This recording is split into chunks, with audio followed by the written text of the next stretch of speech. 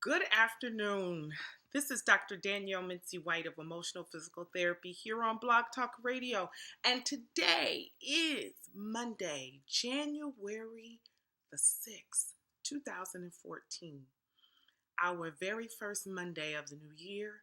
And this is week 7 of the 8-week series, Becoming What You Are Praying For. If you have been tuning in over the last 6 weeks, now week 7, then you know that we've taken a turn a little bit. And that was last week I had an interview with a caterpillar. And this week is part 2 of that interview with a caterpillar. Now, let me tell you, that caterpillar had me up early, like 2:30 this morning, revealing so much more that I need to share with you, my listeners. Okay, so before we get started, let's go ahead and do some mindful breathing so that we can be right here in the present, right here in the now. Okay, so wherever you are, as long as you're not driving or operating, heavy machinery or anything like that, or riding a bike or anything. Okay, you get the point. All right. So as long as you're not doing anything that will be harmful to yourself or to others, I want you to ground yourself. And when I say ground yourself, that means make sure that your feet are planted firmly on the ground, whether you're standing or sitting. It makes no difference. You can be lying down as well if you work nights and you need to get your sleep. But all right, so as you inhale, I want you to focus on your breath. And when you focus on your breath, you're going to inhale and say to yourself, inhaling, I know that I am breathing in. And then as you exhale, I know I am breathing out. Okay, again. Inhaling, I know that I am breathing in. And exhaling, I know that I am breathing out. Repeat. Inhaling, I know that I am breathing in. And exhaling, I know that I am breathing out. Okay. Again, this is Dr. Danielle Mincey White of Emotional Physical Therapy here on Blog Talk Radio. And we are on week 7 of Becoming What You Are Praying For. And we're going to go to part 2 of the interview with the caterpillar. The miracle principle for today is miracles are everyone's right, but purification is necessary first. As you know, this series is backdropped by chapter 2, the separation and atonement in A Course in Miracles. And so today's topic is cause and effect.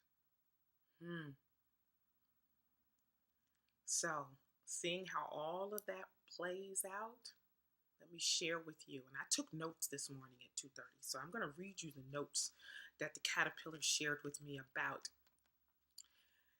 its stages of life. Okay. First of all, when we left off last week, we had gone through the 5 stages, and they're called N-star stages. And I found that so poignant for me because I celebrated in 2013 my 50th year.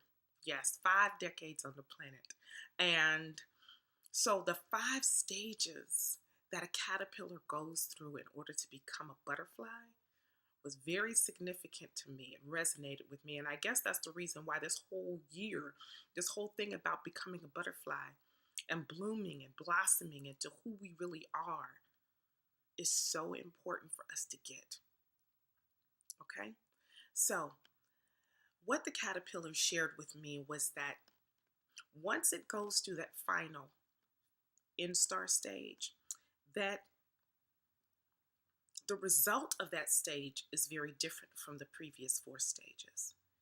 See, when it molts, and that's what it's called, when it molts, because what happens is, let me refresh your memory. What happens is that the only thing that happens from the egg stage all the way up to the puppy stage is that the caterpillar's job is to eat and grow.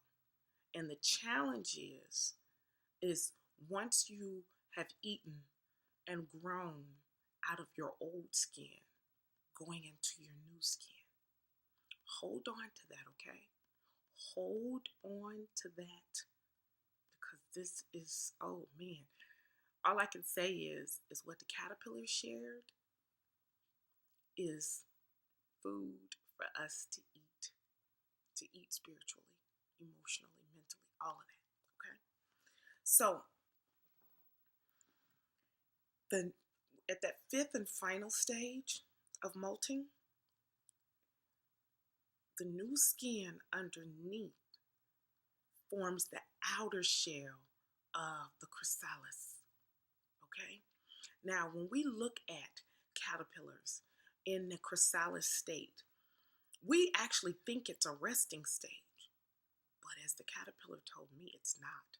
It is not a resting stage, because on the contrary, she went on to say that a lot is happening. The body, her body is transforming into an adult butterfly. Her caterpillar body is transforming into an adult butterfly. Okay? Wings are fully formed. Get that? The wings are fully formed. The beginnings of the wings were actually forming underneath the caterpillar's skin before its last molt. So right there, and I'm excited because right there at that 50th, okay, and again, I broke it up into the 5 decades. Right there at the 50th, my wings were already underneath me. So that's what was taking place. The antenna, think of the antenna as, us becoming enlightened about our higher self and communication with our higher self. Antenna are formed, and the chewing mouth parts of the caterpillar are transformed into the sucking mouth parts of the butterfly. Okay.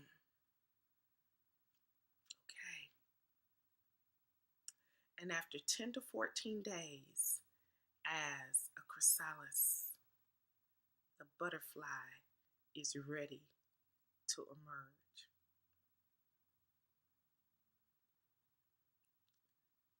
That's all I'm sharing for this week as far as what the butterfly had to say to me. And I just let it slip though, didn't I? That's okay. Because that last stage after it emerges, all I can tell you is week 8, tune in.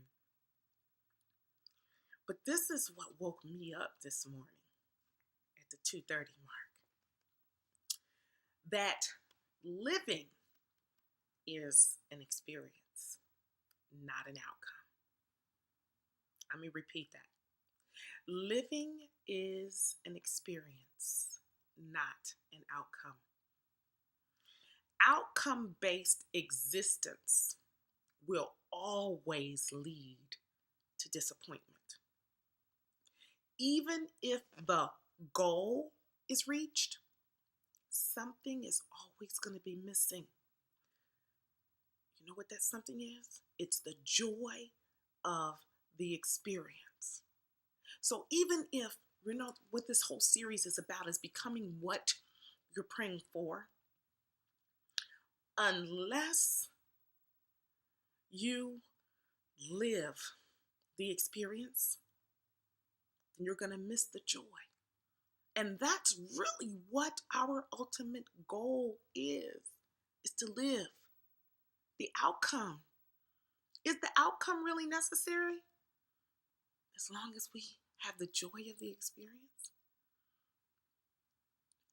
And I got this in an email. And this came from Higher Awareness from innerjourneys.com. And it said, enlightenment must come little by little. Otherwise, it would overwhelm. And that was quoted by Idries Shah. And that's spelled Idries, Shah, SHAH. Wow. So as all of this revelation was coming to me at 2:30, then I got an email that said from Foursquare. You know how in your check-in on Instagram or whatever, when you post pictures, well, you accumulate badges. And so the email to me this morning said, congrats, you've unlocked the superstar badge. You've checked into 50 different places. You see where the excitement came in? The excitement came in because here it is, turned 50, July of 2013, now in my 51st year. Made a commitment that since I celebrated every month of my 50th year, my birthdays, this year, turning 51 and thereafter, as long as I take breath, I'm going to celebrate every day as my birthday. I made that commitment before the end of 2013. Okay? So, when I get this email from Foursquare, everything is just really just confirming to me what is being revealed to me so early in this morning. And it wasn't just lack of sleep. It was, yes, this is revelation. All right? So, it goes on. The inner experience. And this is where the caterpillar is in that final molt, the chrysalis stage. The inner experience, what looks like rest to us, is actually transformation at its height. See, I don't know about you, but I admit I've been somewhat of a junkie of self-development, personal development, self-help, because I wanted to somehow unlock the key where I would just wake up one day and be what I was praying for. I wanted the outcome, and I didn't know what to do to get there. I went through many situations without experiencing the inner transformation of being what I was praying for. Get that? I wanted the outcome really to come first before investing in the experience. And the investment comes from the heart. That's the reason why the only things that we manifest are what we feel at our heart. We could stop right now because you know within your heart what you truly believe, whether it is a creation, meaning that it's life affirming, or whether it's a miscreation, meaning that it's life denying. I got an email. I had to reschedule an appointment with a young lady that I met the latter part of last year in December, just last month. And I just, had shared with her something about, okay, we're rescheduling and I'll be on that side of town because I teach. And her response was, wow, I'm meeting the person that I actually need to meet because I always wanted to be a professor. Now, I know the young lady's, I know a little bit about her situation. She's a mother. And I know that to a lot of people, once we begin to have children, then we have to put our dreams on hold. And that's when I had to reflect and share with her that each one of my children represents a degree. And just like the caterpillar, I didn't recognize that, that as I was molting through those stages of first degree, second degree, third degree, the challenge of being a mother while undertaking, more education, along with a job. Okay, so it wasn't that I've made light of it. Let's just put it like that. I've discounted it. And so, therefore, by discounting it, I was missing out on the joy of those experiences.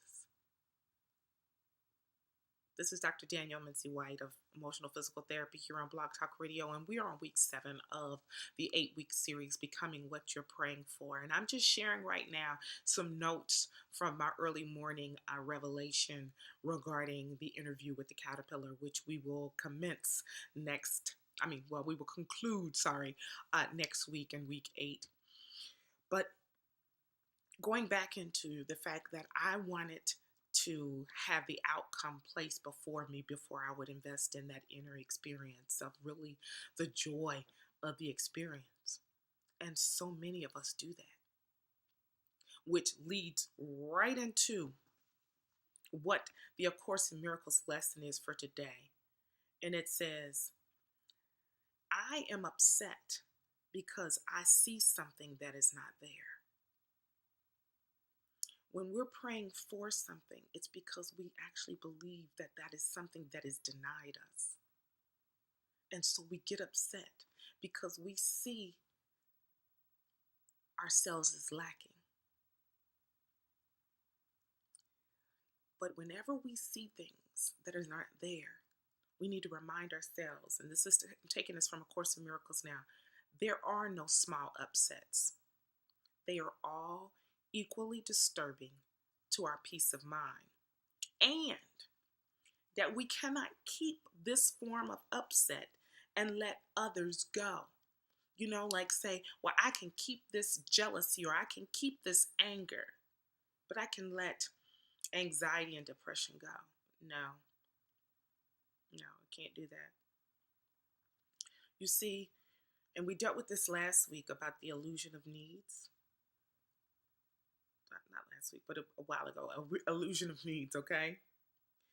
And that is that needs arise only when we deprive ourselves. And it depends on our perception of what we are. You see, let me share this what the caterpillar said to me, and I keep letting it slip now. And that is that while we see the caterpillar, that caterpillar is born knowing that it is a butterfly.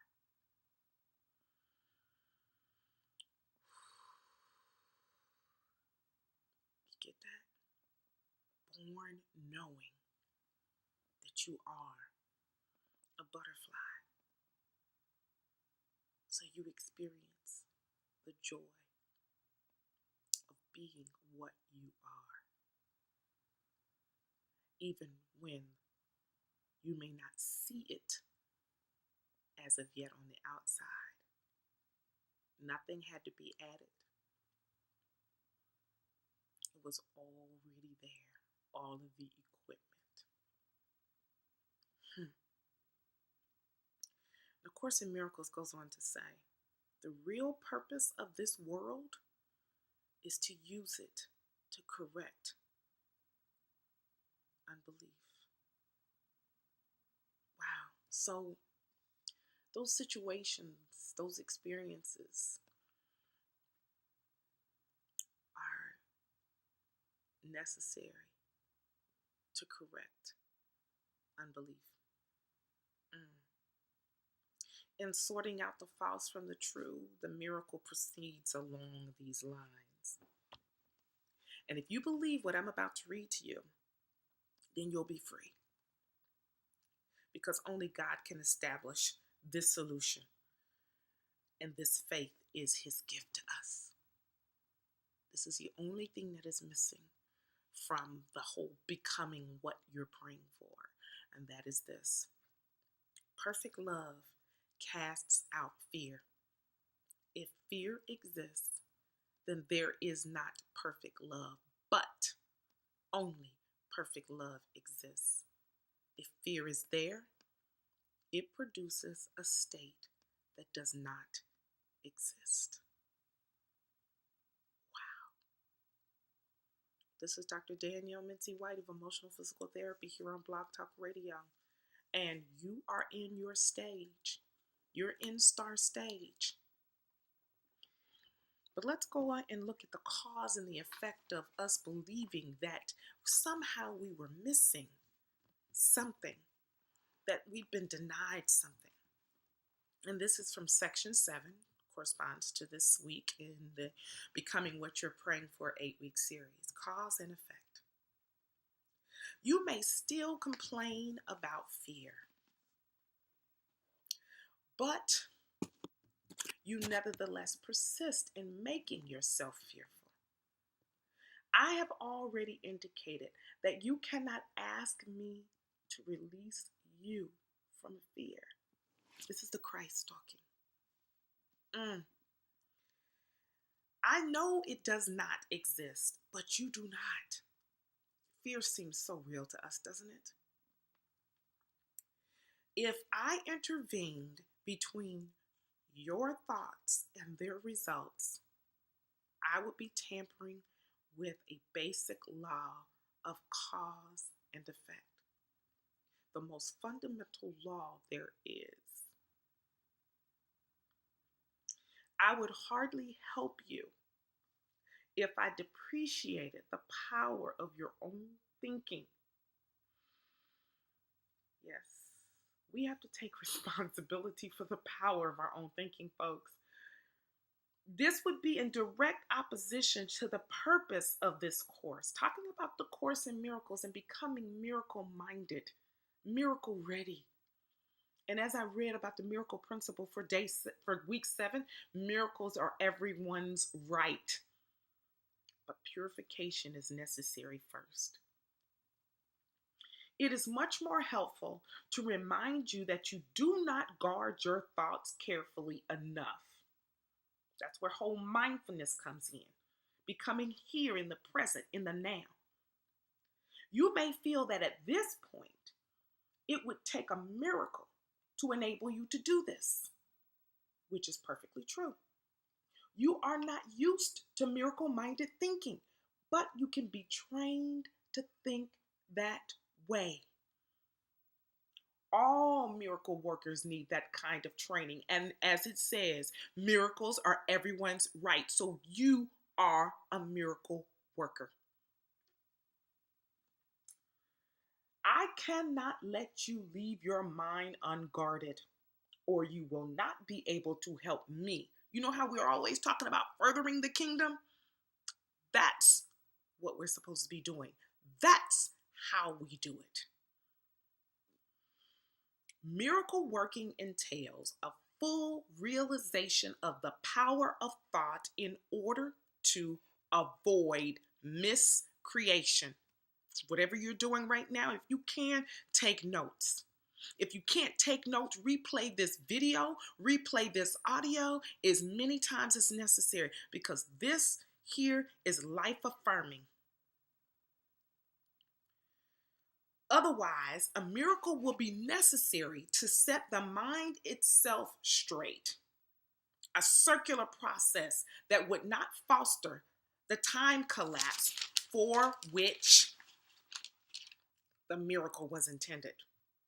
The miracle worker must have genuine respect for true cause and effect are a necessary condition for the miracle to occur. So you got to have genuine respect for this true cause and effect in order for a miracle to occur. Okay? Both miracles, okay, this right here, focus. Let's focus. Both miracles and fear come from thoughts.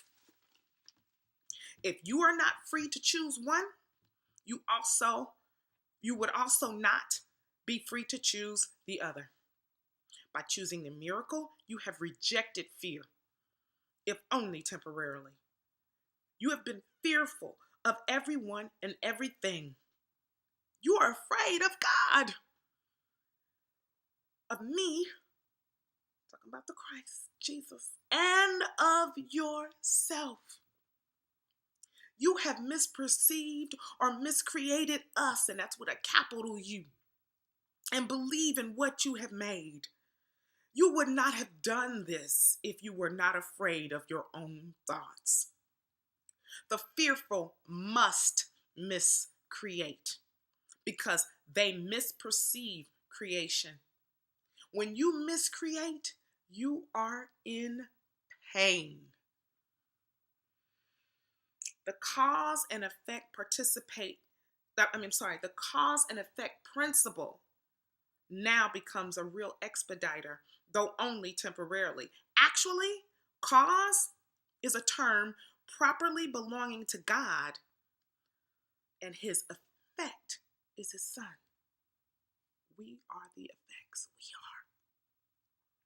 This entails a set of cause and effect relationships totally different from those you introduce into miscreation.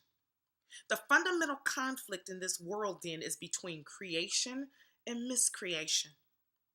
All fear is implicit in the second and all love in the first.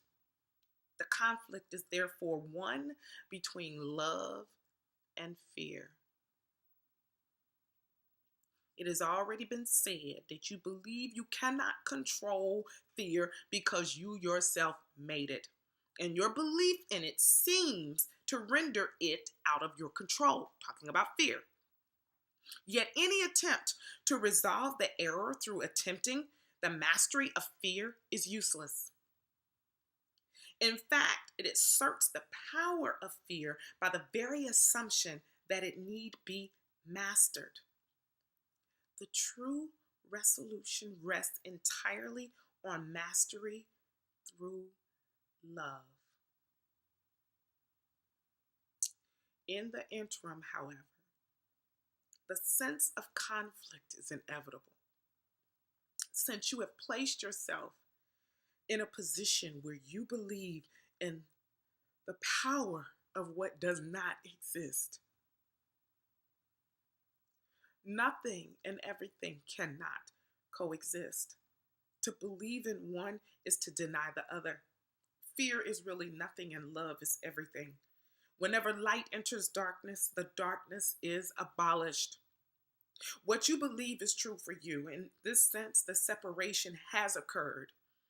And to deny it is merely to use denial inappropriately. However, to concentrate on error is only a further error. The initial corrective procedure is to recognize temporarily that there is a problem, but only as an indication that immediate correction is needed. This establishes a state of mind in which the atonement can be accepted without delay. It should be emphasized, however, that ultimately no compromise is possible between everything and nothing. Time is essentially a device by which all compromise in this respect can be given up.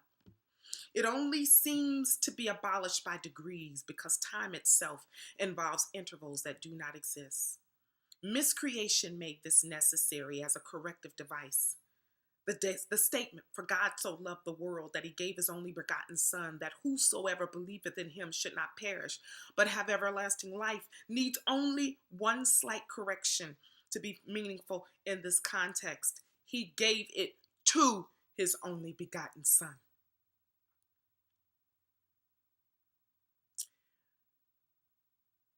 We're going to end week 7 right there, because I want you to ponder that over the next 7 days. And when we resume next Monday, 12 noon Eastern Standard Time here on Blog Talk Radio, we're going to conclude the interview with the butterfly, as well as discuss the meaning of the Last Judgment. This has been Dr. Danielle Mincey White of Emotional Physical Therapy here on Blog Talk Radio. And ponder that only love is real. Be blessed.